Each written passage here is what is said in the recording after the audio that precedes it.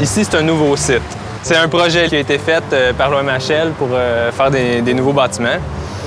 C'est sûr qu'on voit qu'il y a des choses qui pourraient être améliorées. Ça, c'est quelque chose qu'on voudrait voir avec les résidents. On veut faire un portrait de votre cour. C'est quoi les problèmes avec votre cour? C'est quoi que vous aimez pas? Qu'est-ce que vous aimez? Puis nous, ça nous aide à commencer à nous faire des plans un peu pour vous proposer des façons d'aménager votre cour.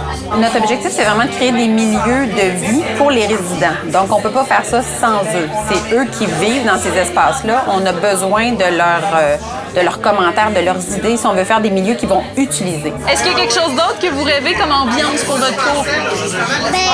Ah, vas-y, t'as une idée?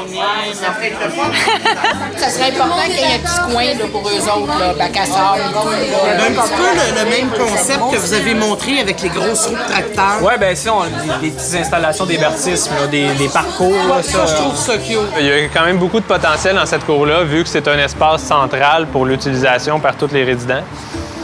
Mais c'est certain qu'il peut peut-être y avoir certains conflits parce qu'il y a beaucoup de monde, il y a des gens de différentes générations. Ça, c'est très intéressant. S'il y avait un endroit plus tranquille qui serait ouvert à tout le monde, là, il appartient à tout le monde, pour aller s'asseoir quand on a envie de relaxer, lire, regarder. Parce qu'il y a juste un banc, il y a juste le banc de ciment. Donc ici, on est sur le bord de l'eau, on l'entend, on le voit. Il y a le fleuve juste de l'autre côté.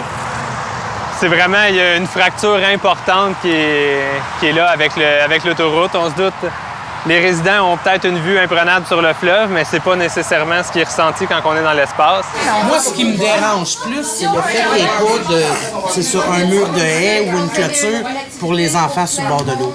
Parce qu'il y a quand même de la voiture qui passe là. Une solution qui pourrait être apportée, c'est ce qu'on va peut-être explorer lors de l'atelier de design, ce serait vraiment une plantation d'arbres de différents végétaux le long de la rue bord de l'eau, mais quand même d'y aller avec parcimonie. C'est vraiment juste pour donner une ambiance plus intéressante, sans nécessairement créer une coupure, juste une zone qui va permettre d'avoir une atmosphère puis de dégager quelque chose de différent.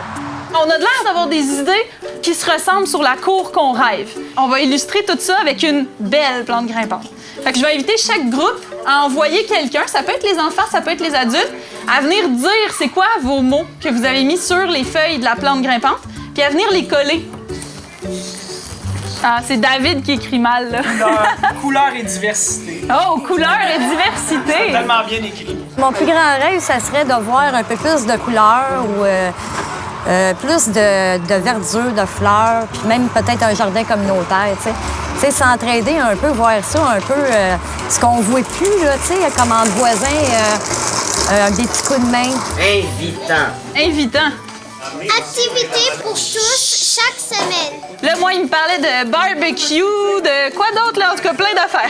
On veut que les gens fréquentent les espaces et on veut aussi que l'impact soit au niveau de la socialisation, des réseaux d'entraide, que les gens puissent sortir de chez eux, fréquenter les espaces, connaître leurs voisins. Dis-le fort, celui-là. Harmonie. Puis harmonie.